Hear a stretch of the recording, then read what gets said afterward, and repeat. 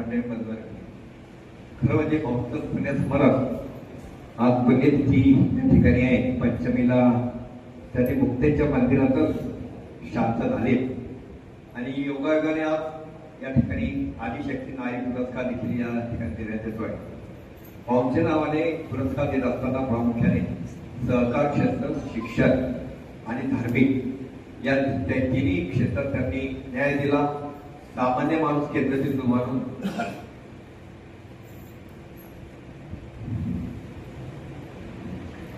त्या ठिकाणी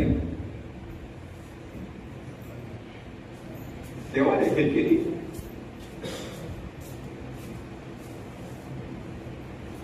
मी आपल्या सर्वांच्या वतीने भावना अभिवादन करतो.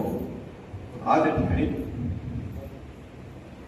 दुर्गात आहे ना, पहिला पुरस्कार अण्णासाहेबांच्या संकल्पनेचा खरं म्हणजे महिलांना केंद्रबिंदू मानून समाजाची, कुटुंबाची आर्थिक उन्नती कशी होईल या दृष्टीने या पुरस्काराचं स्वरूप आहे. प्रामुख्याने पुरस्कार देताना त्याला अधिक महत्व देऊन त्या पुरस्काराच्या मार्फत समाजसेवा अधिक करावी ही संकल्पना त्या ठिकाणी आहे. या ठिकाणी वसंत सर, डॉक्टर